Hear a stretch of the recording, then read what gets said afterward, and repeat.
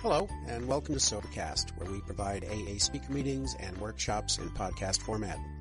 We're an ad-free podcast, and if you enjoy listening, please help us be self-supporting by visiting Sobercast.com, look for the donate link, and drop $1 or $2 into our virtual basket. We hope you enjoyed the podcast. Have a great day.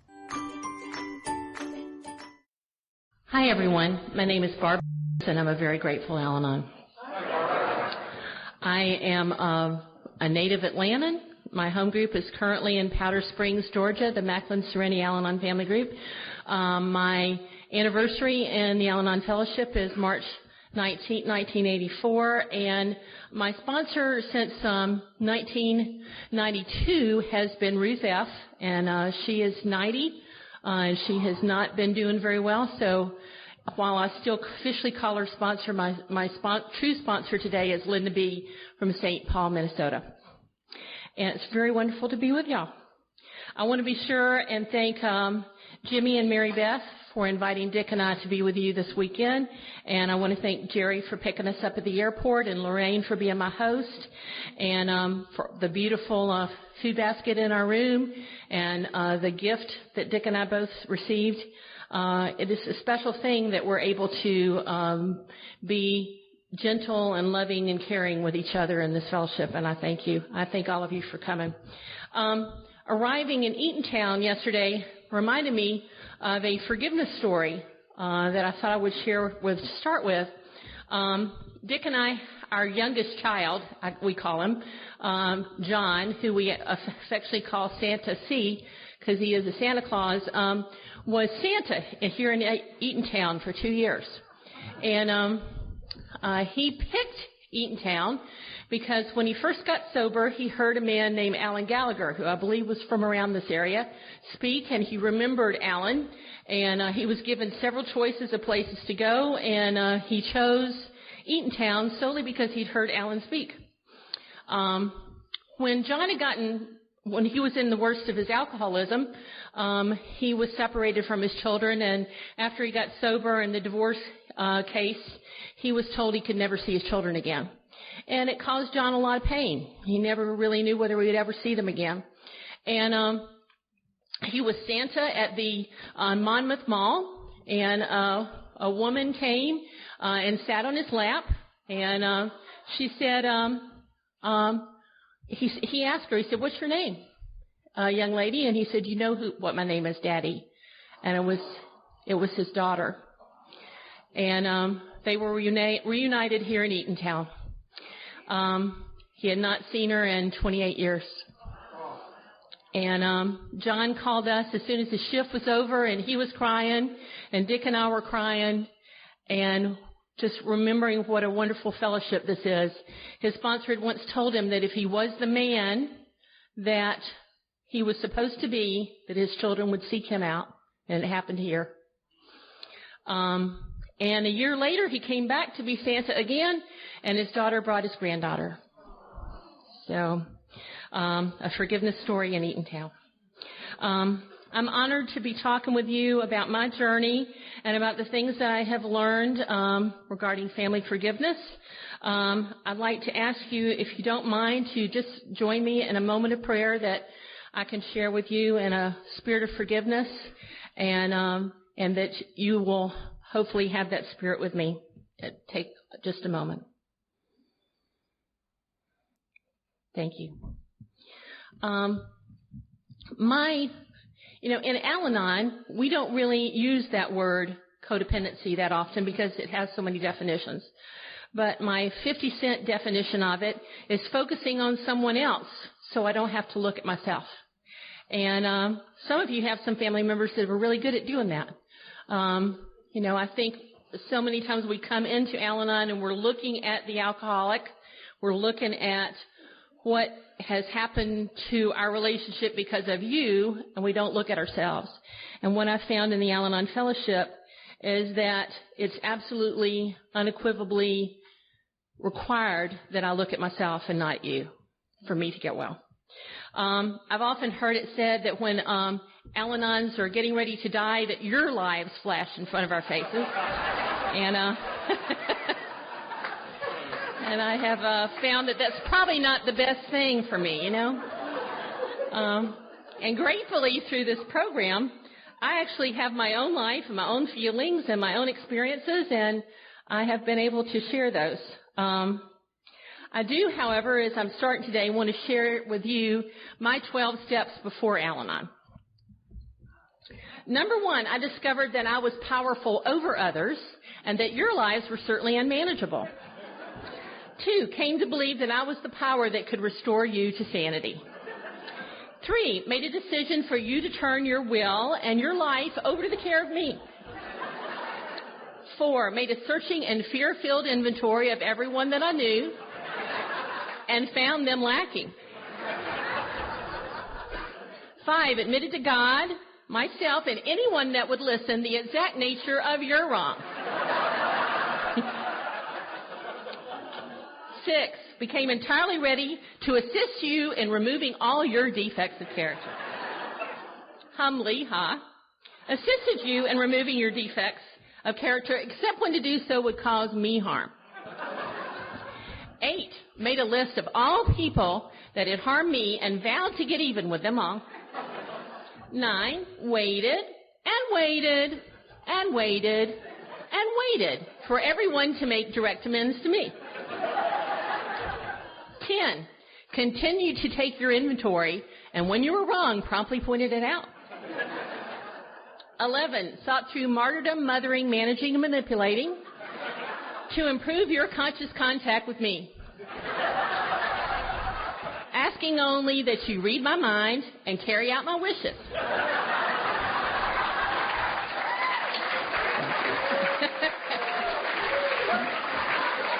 And 12, having had a complete emotional, physical, and spiritual breakdown as a result of this type of living, I tried to drag all those I loved down with me and get sympathy and pity from all who would listen.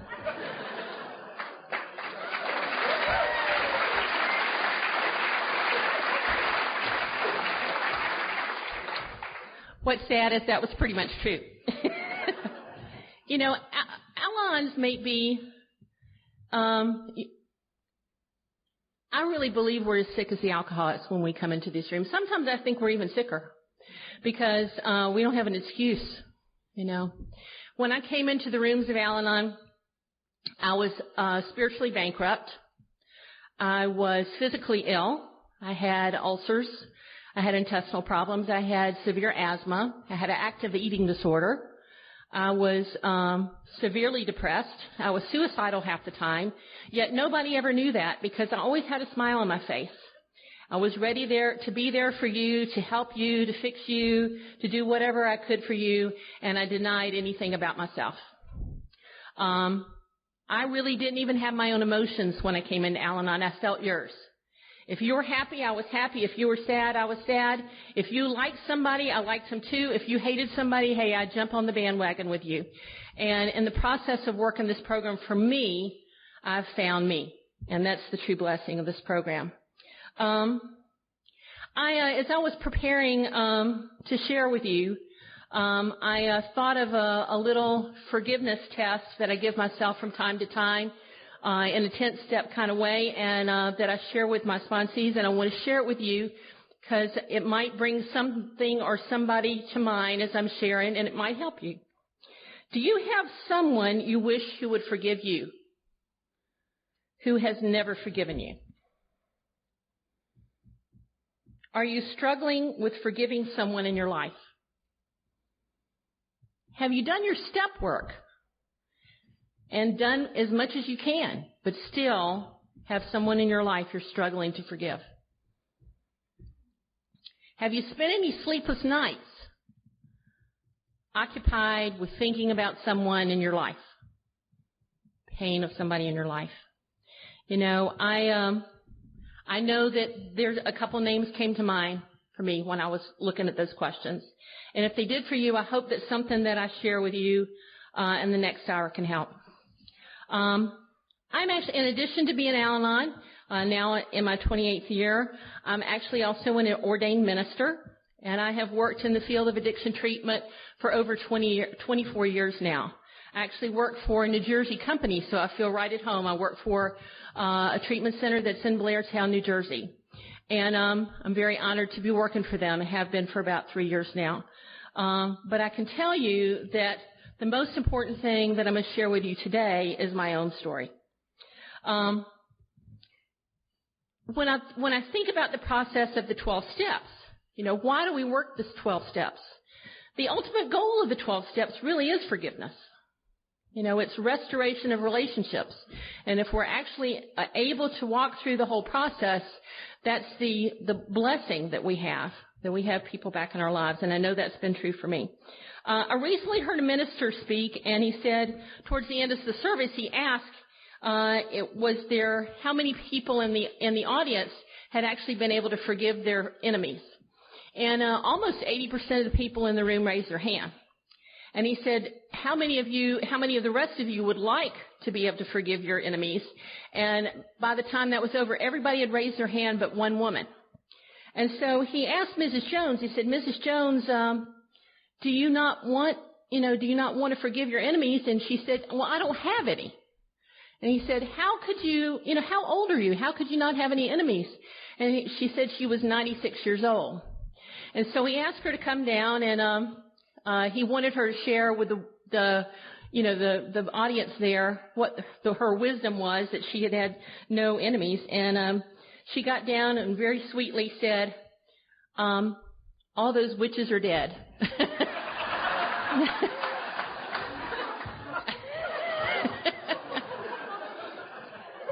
So, and honestly, even sometimes when people are dead, we still have some resentment that we need to look at.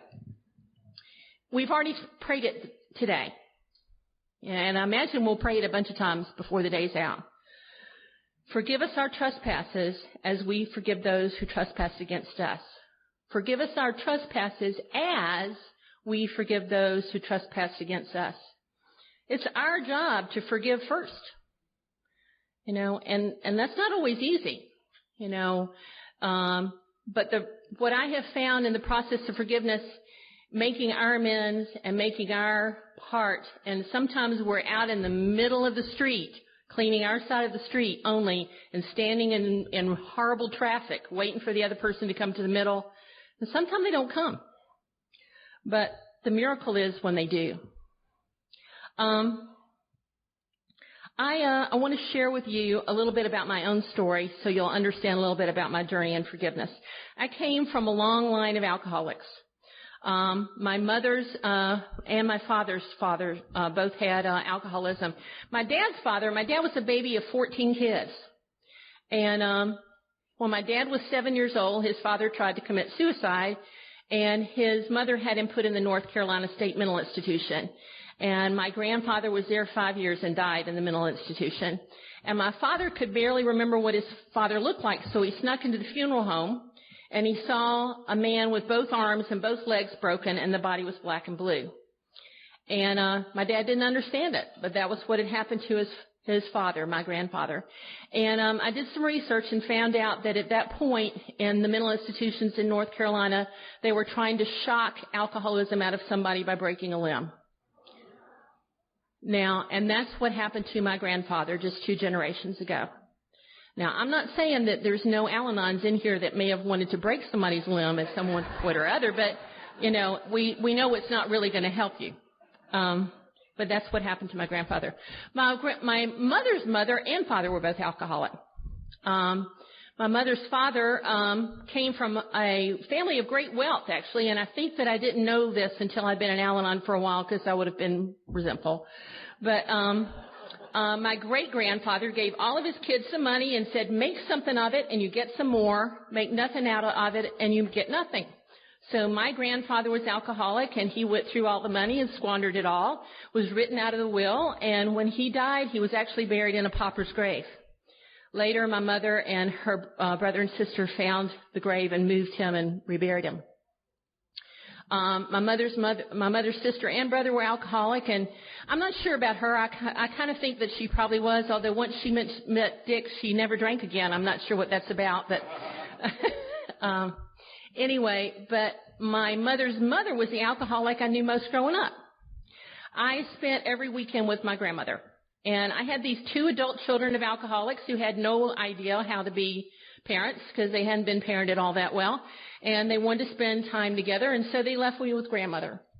And my grandmother and I, every Saturday morning, our first errand of the day was to go to the liquor store. Now, we didn't go to just one, we went to 3. And she would tell me that she was bargain shopping, but I don't think she even wanted any of the liquor store owners to know just how much she bought. So we would make the rounds of the liquor stores, and it was probably illegal in Atlanta back then too, but the liquor store owners would take me behind the counter and they'd talk to me or give me a toy or some candy while my grandmother did her shopping. And we'd, load the trunk with liquor and usually a loaf of bread and some cheese. That's the only thing I ever remember actually eating at my grandmother's. And then we would be off to lunch. We'd go to some fine ladies' place for lunch. Tea houses. Atlanta has lots of little ladies' tea houses. And she would have her 3 martini lunch, and I would have my 3 Shirley Temple lunch.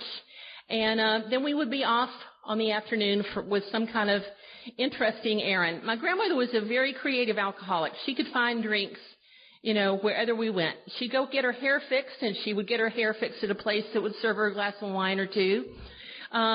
We would go to a couple of the fine dress shops in downtown Atlanta. One of them was called Regenstein's, and they would bring her a glass of wine or 2 to drink while she was there. I actually didn't realize completely what was going on until I learned some of this from my AA women friends in Atlanta. They let me know just how creative my grandmother had been.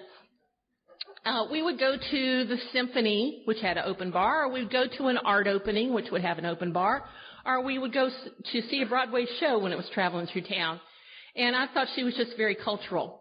But we would come back and we would unpack the trunk of liquor at her house, and I would fix my cheese toast, or sometimes she would, and I'd settle down to eat it, and she would settle down with her martini glass, and we would watch Lawrence Welk. And somewhere during the middle of Lawrence Welk, probably during the accordion solo or something, she would fall asleep. And today I know she passed out, but I didn't understand it back then. And so many a Saturday night I was hurt or sick or tired or scared, and I didn't have anybody to take care of me. When Dick and I first started dating, he asked me if I had any alcoholism in my life, and I told him no. I didn't know that was alcoholism. In Al-Anon's book, From Survival to Recovery, Growing Up in an Alcoholic Home, it says that the families of alcoholics have an abnormal understanding of alcoholism. We think our life is like everyone else's, so we have no idea that what we're dealing with is alcoholism. Many a Saturday night, Grandmother would wake me back up later on, and we would go out to honky-tonks. Now, these were not the fine ladies' establishments. These were dirt or concrete, sawdust-covered floor places, and she would be partying above me while I would try to sleep on a wet, beer-soaked floor, sometime dirt floor. But I didn't think my life had been affected by alcoholism. I can tell you that as soon as I found excuses not to go to Grandmother's on the weekend, I didn't. And I would find any and every excuse that I could. I grew up terrified of alcohol. I would have told you back then that it had to do with my religious upbringing, because I was Southern Baptist. But I truly just was terrified to be around alcohol because of what it experienced to me.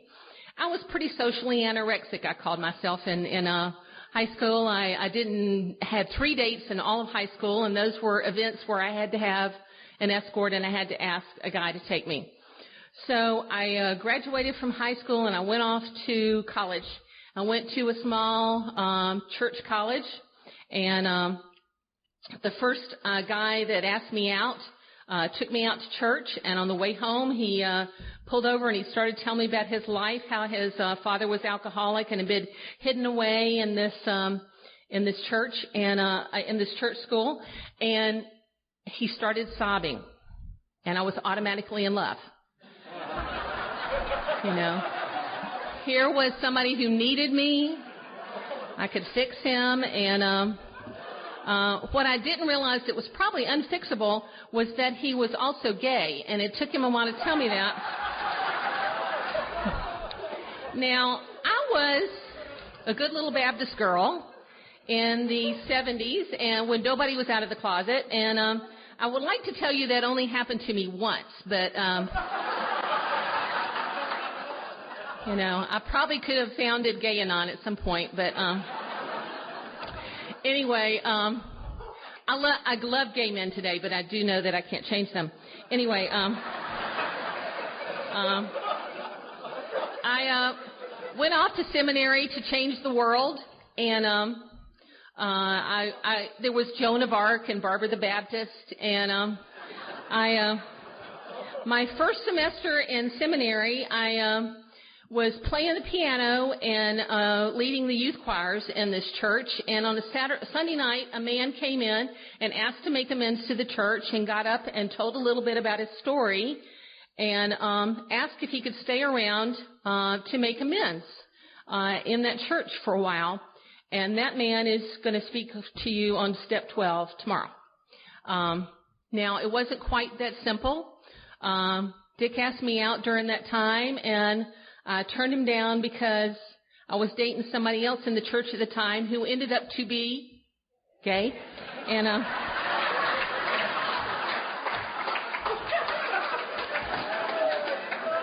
think that I was probably a little too naive for Dick, and I don't think he was quite sober enough. So I think God knew what he was doing back then. So we ran back into each other in Atlanta after I had graduated from seminary, and he came up to me and asked me if I had, that he knew he had met me from somewhere, and I didn't remember him. Now, the first time I met Dick, he had hair, but but anyway, we eventually did realize we'd met at this church, and I finally agreed to go out with him. And a lot had happened to me in the interim. And I'm going to focus on that part because the biggest part of my forgiveness story. I went to seminary during a time that women were becoming less and less important in the denomination I had chosen to serve. And a month before I graduated, that denomination passed a resolution that Eve was the first to sin, and therefore women should not lead over men, and women in ministry would strongly be discouraged. So I graduated after spending 7 years of education to feeling like God didn't want me. And I didn't really know that it had settled into my soul that way for a long time. I felt God had rejected me. So when I ran back into Dick, and when we went out 2 or 3 times. The first time we went out to a Broadway play in a 4-star restaurant, and the second time we went out to an equally nice restaurant and a movie. And the third date, Dick took me out for a Johnny Mathis concert under the stars at this outdoor amphitheater in Atlanta, and he had a catered dinner brought in. And that night, he told me about this prayer that he'd prayed way back when I was in seminary. He'd seen me up in the choir loft one day, and his sponsor told him he could go out if he could find anybody to go out with him. And I should be careful. He is going to speak after me. And he prayed this very eloquent prayer. God, she'd do. And so he told me about this prayer, and he said, I know that we're destined to be together, that God's ordained us to be together. And by that time, I was very cynical. I didn't even know if I believed in God sometime. I'd been so rejected, And I said, I don't think God works that way. And besides, I'm not sure I'm even attracted to you. And by that time, I told him enough about me that he said he didn't think I knew what to do with a heterosexual. But, which was probably true. But, anyway, so we didn't date for a while. And during that time, I had all these interviews, looking for a job when I got out of seminary. One of them, I had gone from Louisville, Kentucky, down to this little church in Alabama. And, alcoholics have brownouts. I have blackouts. I have brownouts. When I really resent somebody or something traumatic happens in my life, my brain kind of seals it over, and I don't remember all of it. So I can't tell you what town in Alabama. I can't tell you the name of the church, and I don't remember what anybody looked like in the room. But I had walked into this interview, and there was a circle of about 50 chairs and one in the middle, and they'd escorted me in. I'd driven all the way down there. They escorted me in. They had me sit in a chair, and a man that was sitting across from me looked at me and said, "We just wanted to see what someone like you, a woman that would have the audacity to apply for this job, would look like. That's all." And I didn't know what to say. Now, I've thought of several things since then, but the words that came out of my mouth were, "I hope you're going to pay for my expenses." And so from this part of the circle, a man threw some money on the floor. And I picked up the money, and I walked out of the circle, and that had become God. You know, it's hard to work this program if you resent God. It's hard to work the program. And so, you know, Dick and I recognized after a little while that I probably made a mistake, and we started going out. During the interim time, I did check and be sure all the gay guys were still gay, but anyway, and Dick and I started going out, and we decided to get married. Now, during that period of time, he told me he wouldn't marry anybody unless they were an Al-Anon. And so I started going to manipulate him into marrying me. I didn't really go, I mean, however you get to Al-Anon, you can get well, which is good news. So I started going to Al-Anon, and I did what I called my Cliff Notes version of Al-Anon. I tried to learn all the buzzwords and try to make him think I was working a good program when really I was just arriving during the prayer and leaving during the second prayer, so nobody would really talk to me. And but I started going. Also during that time, when I got out of seminary, I came back to Atlanta, and I was the assistant director of the education division of this denomination. And important job. And I had been called in and told that they were having to get rid of any women in management positions because they couldn't keep any women in those jobs. Now, with separation of church and state, there was nothing I could do about it. So again, that rejection. So what did I do? I got married. And so I started working for Dick, and all those things had just poisoned my system. I didn't really, and again, I didn't see that it happened. Dick and I went to Montreal in 1985 to the International Convention, and we got on this plane. It was an L-1011, and somebody made an announcement, "Is there any friends of Bill W. on the plane?" And there was over 100 people. And Dick was so excited. I could just imagine what he was like when he was table hopping, when he was drinking, because he was jumping all over the plane, talking to people. He was so excited. And I had never felt more like I didn't fit in.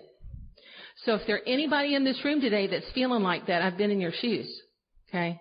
You don't have to stay there. That's the good news. And so, he was excited, and he was introducing me to people, and I didn't know any of them. And we got to Montreal, and we registered, and people were hugging us on the streets. Now, if you've ever met a new Al-Anon, sometimes they're not quite sure whether they want to be hugged. Have you ever experienced that? Well, that's kind of where I was at the time.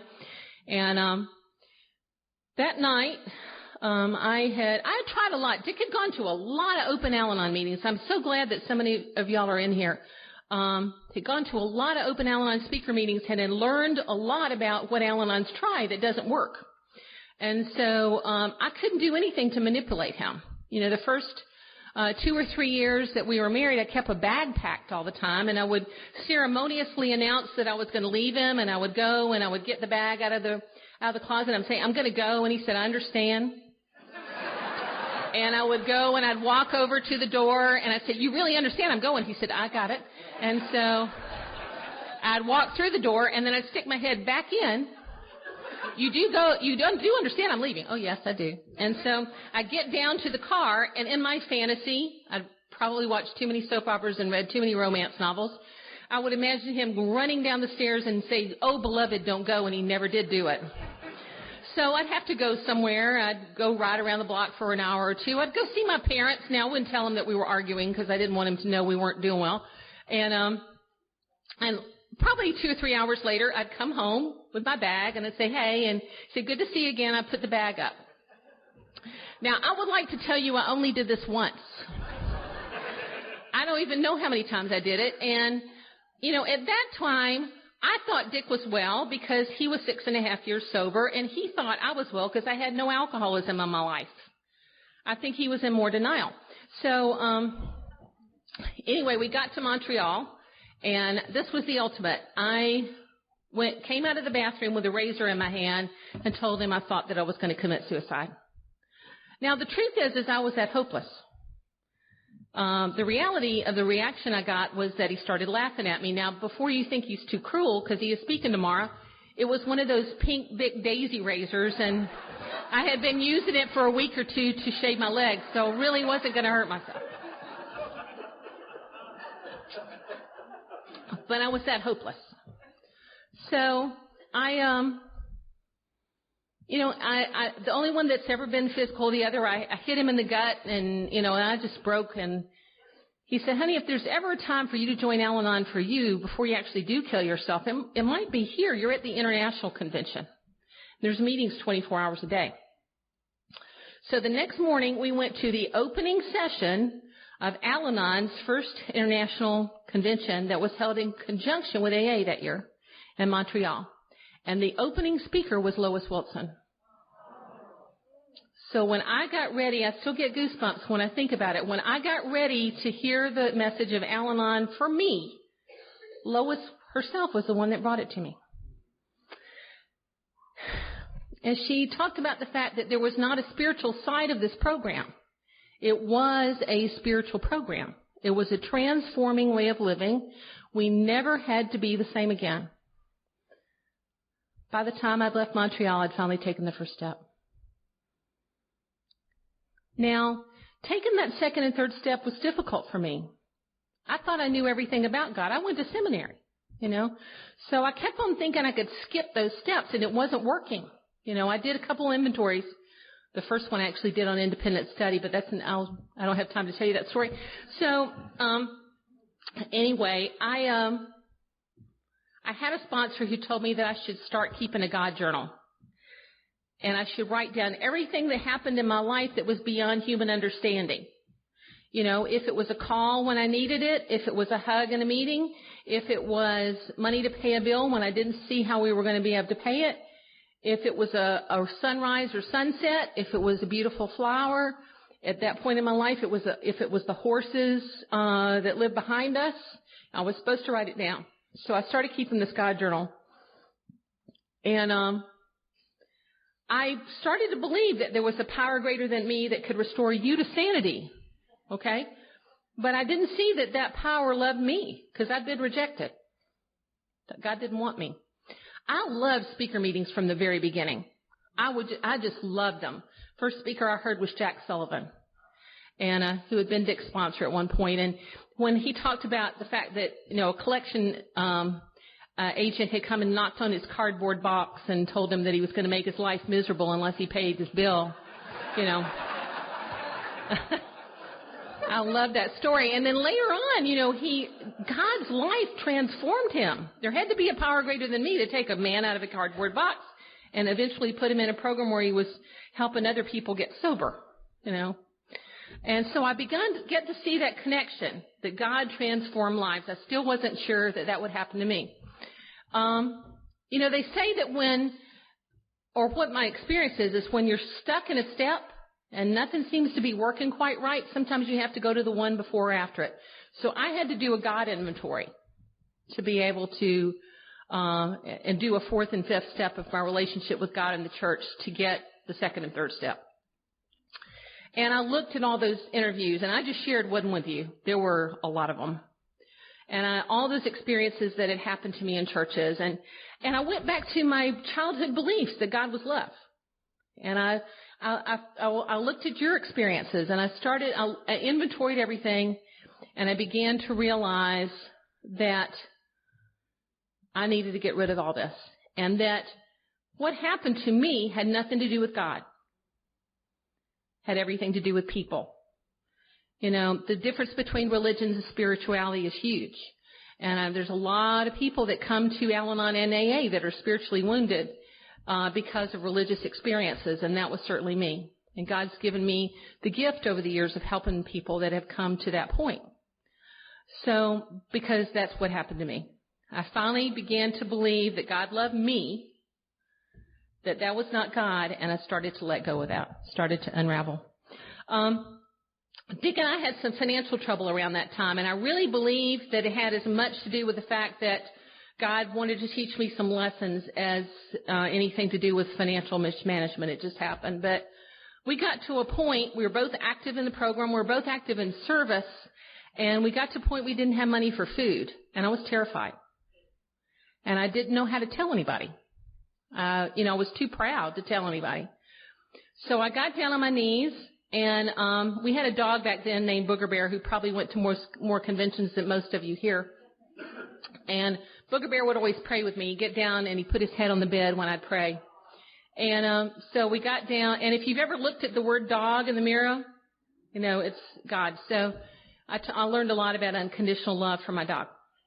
But I got down on my knees and I asked God to forgive, to help me. I didn't know what to do. And 2 hours later, there was a knock on the front door, and there was a friend of mine there with 8 bags of groceries. Now God may have never delivered groceries to you, but God delivered groceries to me, and that's what it took me to believe that God loved me, and that transformation began to happen for me. And I forgave God, and I asked God to forgive me. When I started to finally work these steps for myself, I had a tremendous amount of self-centered pride, and I would never have been able to tell you that. A friend of mine had given me an old drunk car, and this was an old drunk car. Rusted into the hood was Judy Loves Donnie, okay? And both the tail lights in the back had been broken out, and we had, tape over it, and the headliner was kind of hanging down, and there was no air conditioning in it, so I had to roll the windows down, and the dust from the headliner kind of blew out the back window. It was lovely. And so I would park it a couple blocks away when I go to meetings, and I'd jog to the meeting like I was very healthy. But, when I was able to pull the car into the parking lot, things started changing. That self-centered pride went away. Dick really did not need me to help him work his program. He was 6.5 years sober when we got married, and he had never been married either. So there were things that just irritated me. But I know people that get divorced over the toilet paper, whether it's over or under, or how you push the toothpaste tube. I mean, silly stuff. Mine was the toilet seat. Now, I'm not going to try to create any arguments in here, but I just could not get over the fact he did not respect me enough to put the toilet seat down. And I had mentioned it to my sponsor one too many times, and she said, "You have to try something." And I said, "What do you mean?" And she said, "You have to try something." I said, "What?" She said, "No, you have to agree to do it before I tell you what it is. If your sponsor ever tells you this, beware." So I said, "Okay." And she said, "You're going to leave the seat up for him." I said, "I'm going to do what?" She said, "You're going to leave the seat up for him." And I said, "You're kidding." She said, "No, try it." So, I'd go to the bathroom, and the first few times I'd throw the seat back up, almost broke the back of the toilet. And but slowly it became funny. I'd come out of the bathroom giggling. He'd look at me, but he never really said anything. It took over a month for Dick to say something. And finally he said, "Have you developed some kind of new unusual bathroom habit?" And I said, "No, honey, I'm just leaving the seat up for you." And and it really doesn't matter anymore whether it's up or down. I can look,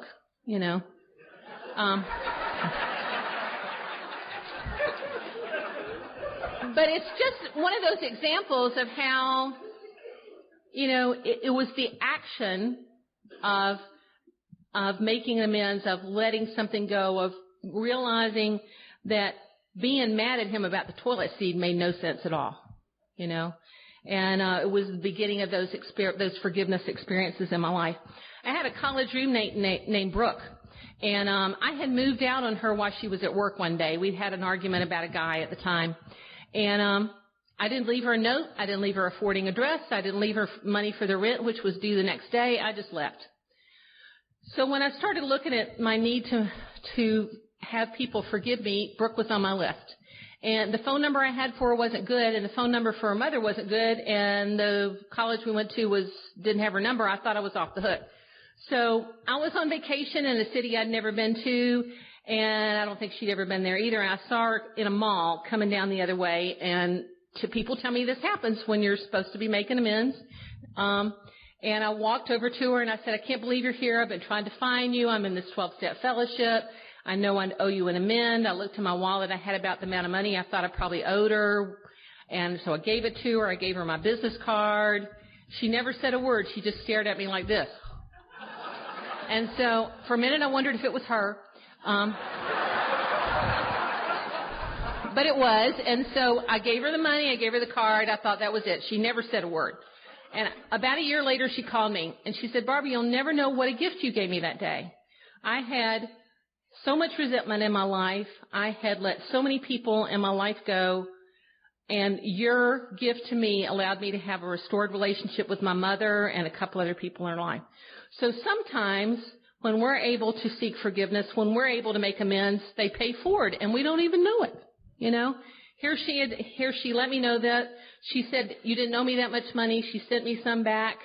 And we're on each other's Christmas card list. I haven't seen her again, but we're on each other's Christmas list. What a great gift. My parents, the first thing I started to do to try to make amends with my parents, to try to find forgiveness for them and them for me, was I just started calling them and including them in my life. I'd let them know what was going on. When Dick and I were going off on a program weekend, I would tell them we were going. I'd call them when I got there and gave them the phone number wherever it was. Because, there was that point of time I didn't want them to know where I was, So I just included them in my life. And if I got a cell phone, I started calling them on the way home from work every day. And yeah, I got tired of my mother telling me what she was eating for dinner every night. But she looked forward to my call. And we had a restored relationship. And they started to get sick. We started to encourage them to consider moving out of their house. They had stairs on all levels of the house and going up and down. They were pretty much housebound.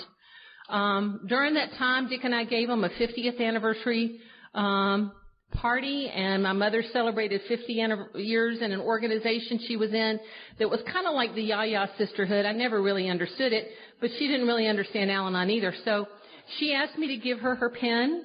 We had this party, and finally we convinced my parents that they needed to move.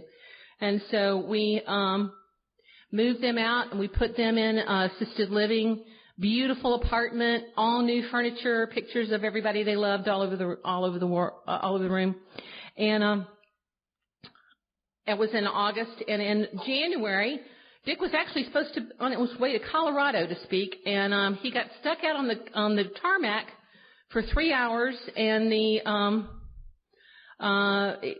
plane it was like your day yesterday, Ron and Ralph. Okay, they brought the plane back in, said we're going to have to find a new plane. It's going to be another 2-3 hours, and he was the Friday night speaker, and he realized he wasn't going to make it, and so he was home when I got a call that my dad had been found non-responsive and had been rushed to the hospital but hadn't made it. So. Now, just a few months earlier than that, my dog, Booger Bear, had died at 18. And Dick and I thought we would never grieve more than that. But we buried him, we cried, we sobbed, and he taught me how to grieve, just as he taught me everything I needed to know about God's unconditional love. So my dad died. We had a beautiful service. My mother, I helped her fix herself up. If she hadn't put makeup or fixed her hair in a while, her friends came to be with her. Dick and I went off to an AA weekend. We decided to stay over a day. And on Monday, we were having shrimp out by the beach in Hilton Head, and we got a call that my mother had been found non-responsive and rushed to the hospital. It didn't look like she was going to make it, and to hurry. So we rushed back. I was in shock. Dick was angry because the police pulled him over. I think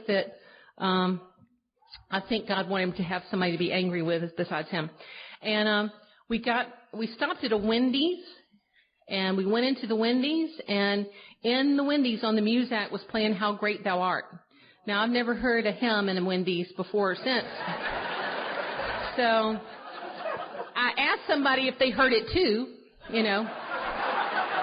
And they said, yeah, and we had just sung that at my dad's service. So God was telling me it was going to be okay. We got home. We were with my mom, holding her hand, and right in the middle of "I Will Be Done," my mom passed away 10 days after my dad. But you know, the blessing of that is I had no unfinished business. The program had given me that gift. You know, that transforming part of the program, the house cleaning steps 4 through 9. If you haven't done your work with your family, you never know. You know, and what a gift. I had no unfinished business. With my grandmother, I wrote a letter and I went to her grave and I read it there. And I had some potting soil and a camellia bush, which was her favorite, and mixed it with some potting soil and planted a camellia bush there and watered it with my own tears and some water I brought with me. And every year I try to go to her grave when the camellias bloom because it helped me remember how when I'm able to let something go, something beautiful blooms in its place. The Baptist Church. Okay, I said it. Okay. I continued to pray that God would remove any feelings of resentment I had for everything that happened to me. And I was able to go when my niece was baptized, and I was able to go for weddings, and I just started whatever those strains that had held me of any resentment started to go away. And actually this year, Dick and I were in Louisville, Kentucky, and I said, I need to go to my seminary. And he said, do you know what you need to do there? I said, no, I think I'll figure it out when I get there. So we went into the chapel, and I just thanked God for the education that I got in there, because without it, I wouldn't be working in the field of addiction for 24 and a half years. I have a master's degree that includes counseling, and for that I'm very grateful. And I asked God to remove any lingering resentment that I had, and it wasn't lightning bolts, but I felt at peace. You know, it was what I needed to do. And I walked out, and as we were walking out of the chapel, there was this security guard that showed up that looked like a SWAT team member. He had a 9mm strapped to his thigh, and I thought, it's a seminary? And he said, what are you doing here? And I said, I'm alumni. I just came here to pray. He looked at me kind of funny, and he said, well, okay. So his eyes followed us everywhere we went. And I looked way over on the other side of the campus. There was another one, and they were just watching us. And I thought, are they afraid of like an attack of the rejected female seminarians? I'm not sure what they were looking for. It was the weirdest thought. I thought, and, by the time I left there, I didn't feel any resentment. I felt a little pity, that they would be afraid of me, Anything that was left, though, was gone, And I feel at peace. And I know that God has a purpose for me. A little over a year ago, actually after 2 or 3 incidents, I had 2 friends in the program who wanted me to be with them when they pulled life support on a family member. They knew my background and they wanted me to be with them. And I had another Al-Anon friend ask me to go and do communion with his brother right before he was going to have surgery at Shepherd Spinal Center in Atlanta. And I said, Boots, I'm not an ordained minister. And he said, I don't care. You can do communion with him. And by the way, why aren't you? And so last year I was ordained by a non-denominational church. And I didn't know at the time while I was doing it, but it was a wonderful, peaceful experience, full circle, to have that happen. And this year I've done 3 funerals. Now, I can't tell you that this happened because I was supposed to have a gift of funerals. I've actually told my sponsees they can marry the wrong person for 6 months because I'd like to do a wedding. But anyway, the first one was the sponsee, and the second one was my mentor, and actually Dick's aftercare counselor when he was in treatment long ago, Tony C. And the third one was a friend that I've known that works in the addiction field for many years. And when the first one came around, I felt a little in over my league. I thought, now, God, you've given me this opportunity. I've never done a funeral. How do I do this? And so I was standing at the glass window in my bedroom looking out at our lake and just praying, that God would give me some kind of sign, and a red-tailed hawk landed on the balcony and stared me right in the eye. And 5 minutes. I mean, hawks don't do this. I don't know if you know this, but they just don't. So I don't know if it was my sponsee Karen or if she sent it or what. But here was this hawk. And by the time the hawk left, I was sobbing. And I went back in and I Googled. I'm a great Googler. I Googled hawk Native American symbolism. And what I came up with was that a hawk is a messenger of God, encouraging us to rise over the earthly plane and see our lives from a new perspective. And that was the service. How can we see death from a new perspective? How can we see our lives from a new perspective? And that's what forgiveness is all about. It allows us to see our lives from a new perspective. And it gives us a transformational way of looking at living. I've learned a lot over the years. I'm not going to go into a whole lot of it because we're going to run out of time, but one of the things that I do know is that there's medical evidence that the lack of forgiveness affects us physically. They've had a lot of, sometimes when somebody seems to not have a kind of cancer that's responding to treatment, they send them to work on their spiritual life. And when they're able to find forgiveness in their life, they'll go into remission. I've seen it happen. I'm just going to share a couple of these things. The spleen, the emotions that affects the spleen most are worry, dwelling on or focusing on some particular topic, resentment, or excessive mental work. The spleen function is food digestion, nutrient absorbance, helps in the formation of blood and energy, is connected with muscles, mouth, and lips, involved in thinking, studying, and memory.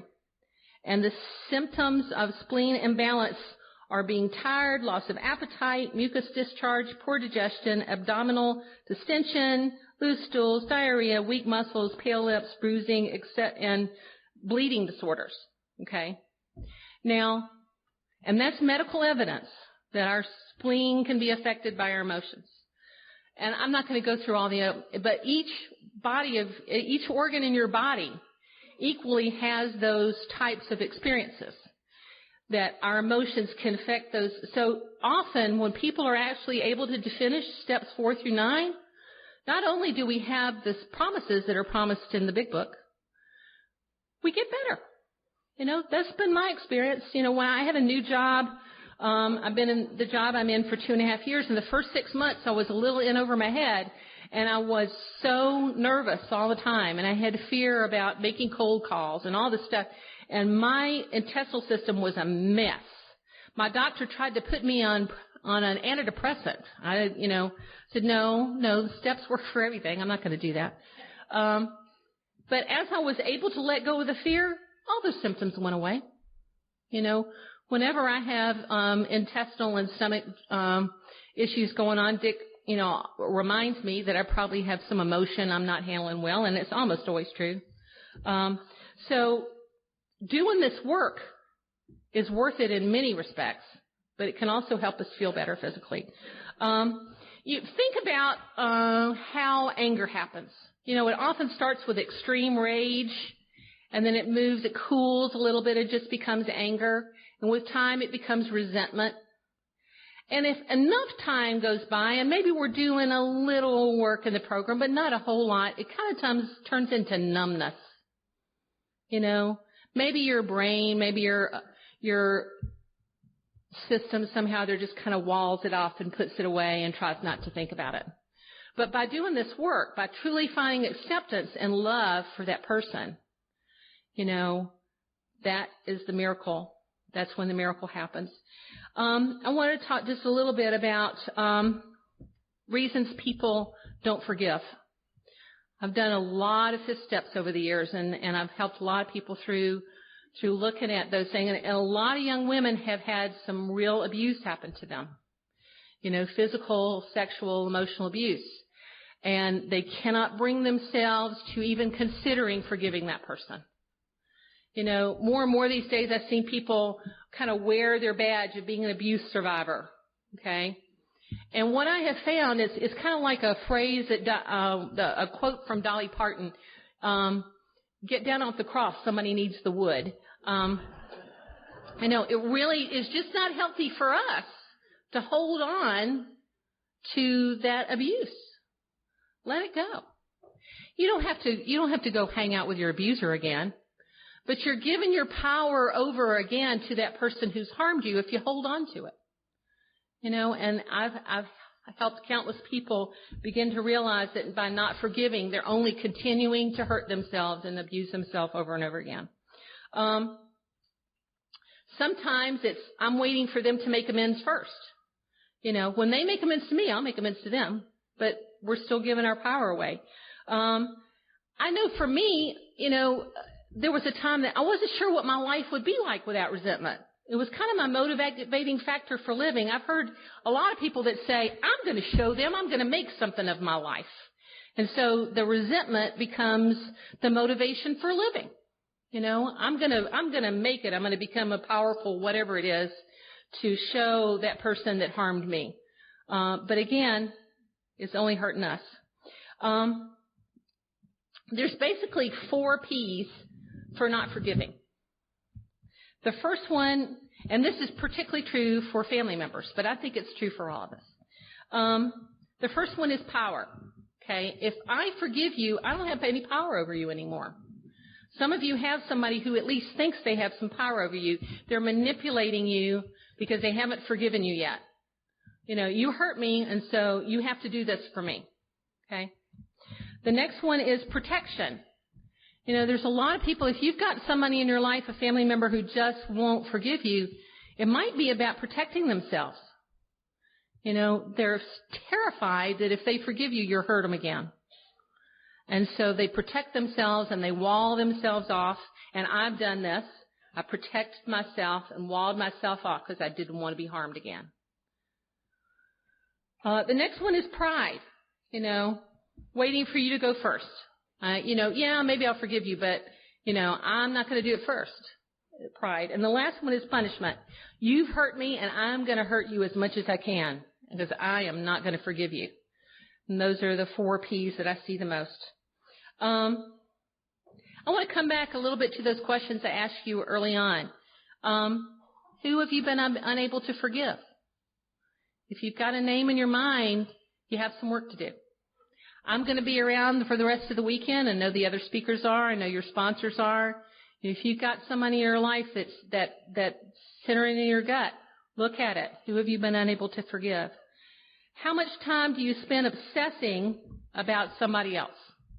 Somebody who's done you wrong. Somebody who, maybe it's a boss you don't get along with or a coworker. How much time do you spend obsessing about other people? Are you waiting for anyone to make amends to you first?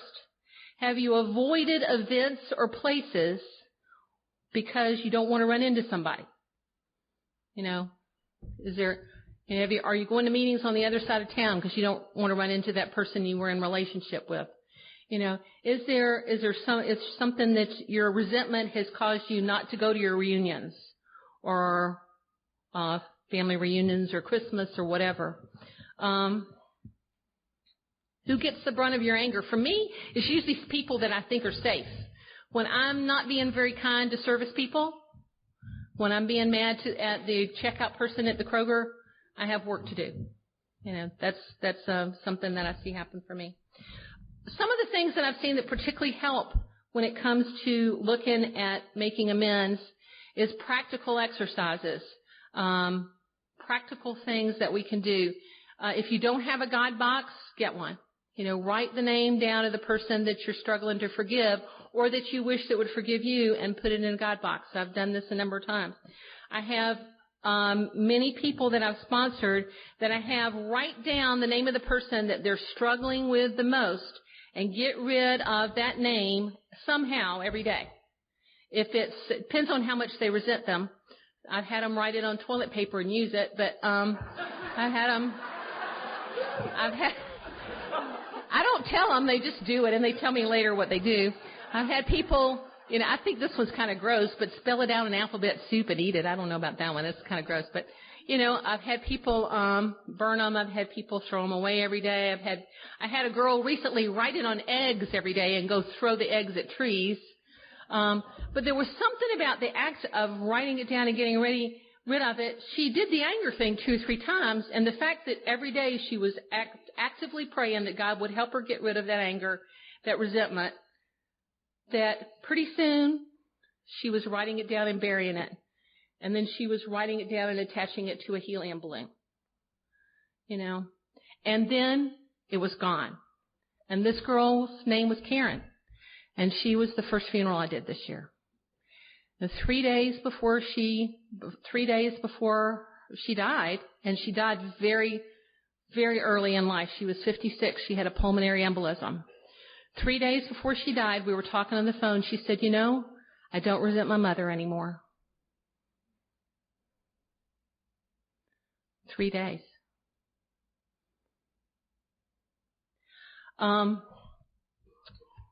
When I was working on this talk, I was listening, reading a lot, and I was listening to a CD of my wonderful friend Ed Mutum, and I miss him a lot. He was really my minister.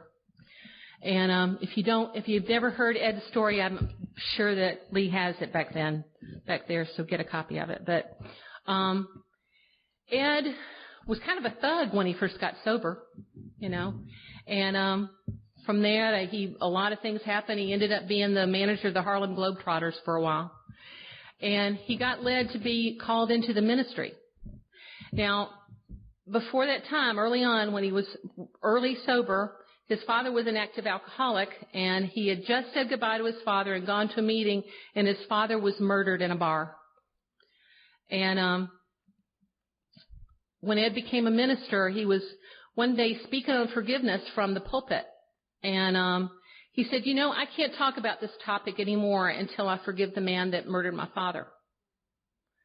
And so he started praying for the man, and he had an opportunity to testify on behalf of the man that murdered his father at the parole hearing. This man had gotten sober in prison. So he went and spoke on his behalf, and the parole board said, we'll only release him if we release him to you. So the man that murdered his father, he allowed to move in with him. Now, you talk about a forgiveness story. Ed had one.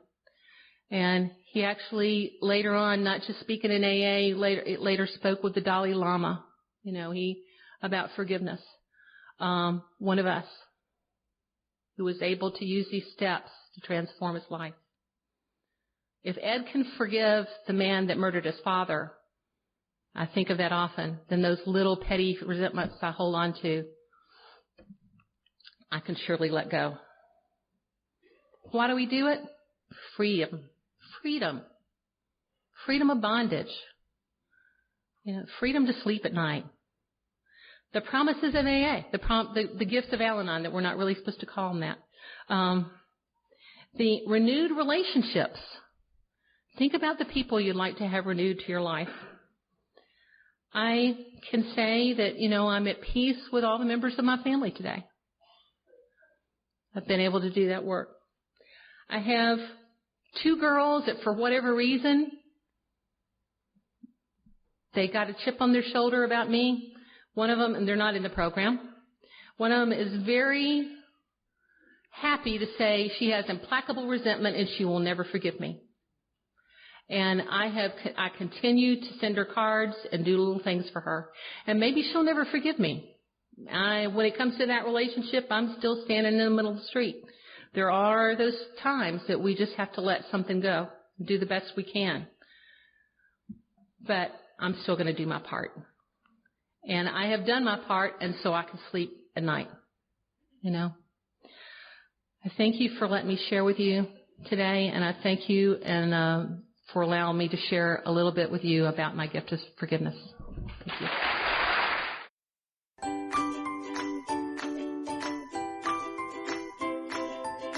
Thanks for listening. I hope you enjoyed the podcast. Sobercast is ad-free, and we'd like your help in order to keep it that way. So if you'd like to help us be self-supporting by pledging $1 or $2 a month, visit Sobercast.com and look for the donate links. Thank you very much.